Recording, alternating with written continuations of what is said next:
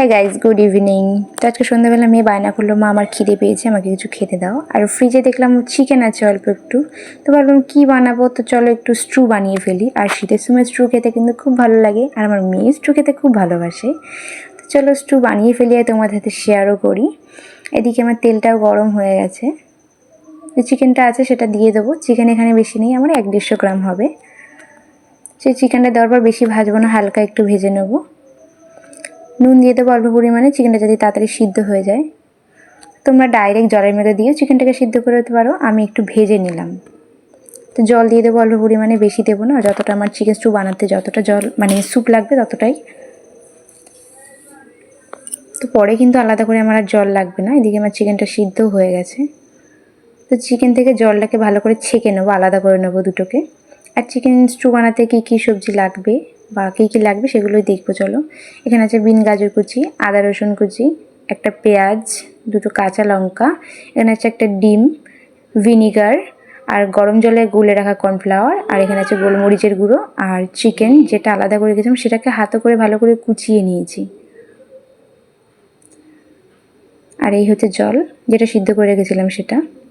এদিকে কড়াই গরম হয়ে গেছে, তেলও দিয়ে দেবো। আমি সর্ষের তেল দিচ্ছি, তোমরা যে কোনো রকম তেল দিতে পারো, রিফাইন্ড অয়েলও ইউজ করতে পারো। তেল গরম হয়ে গেছে, আমি আদা রসুন কুচিটা দিয়ে দেবো। তোমরা আদা রসুন বেটেও দিতে পারো, আমি কুচিয়ে দিয়েছি। কাঁচা লঙ্কা আমি দুটোই দিয়েছি, বেশি দেবো না, কারণ চিকেন স্টু হালকা ঝাল ঝাল হলেই ভালো লাগে, আর মেয়ে তো বেশি ঝাল খায় না। তো সবগুলো দিয়ে এখন আমি ভালো করে নাড়াচাড়া করে নেবো। আর যারা যারা এখনও পর্যন্ত আমার চ্যানেলটিকে সাবস্ক্রাইব করোনি, তো তাড়াতাড়ি চ্যানেলটিকে সাবস্ক্রাইব করো এরকম নতুন নতুন ভিডিও পাওয়ার জন্য। আর এই শীতের রাতে চিকেন স্টু খেতে তোমাদের কেমন লাগে অবশ্যই কমেন্টে জানিও। তো এগুলো এখন ভালো করে নাড়াচাড়া করে নেবো, বেশি ভাজবো না, হালকা ভাজবো। আর এদিকে আমার গ্যাসের ফ্লেমটা মিডিয়াম আছে। আর আগে আমি নুন দিয়েছিলাম, এখন অল্প একটু নুন দেবো যাতে এগুলো একটু সিদ্ধ হয়। তো এখন নাড়াচাড়া করেই যে আগে থেকে চিকেনগুলোকে আমি কুচিয়ে রেখেছিলাম, সেই কুচানো চিকেনগুলোকেও দিয়ে দেবো।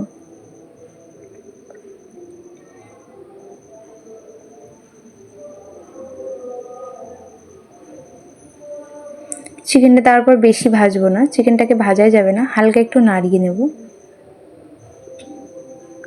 তো জলটা সিদ্ধ করা চিকেনের জলটাকেই দেবো, আমি কিন্তু আলাদা আর কোনো জল দেবো না। তো এদিকে জলটা ফুটে উঠলেই আমি ভিনিগারটা দিয়ে দেবো।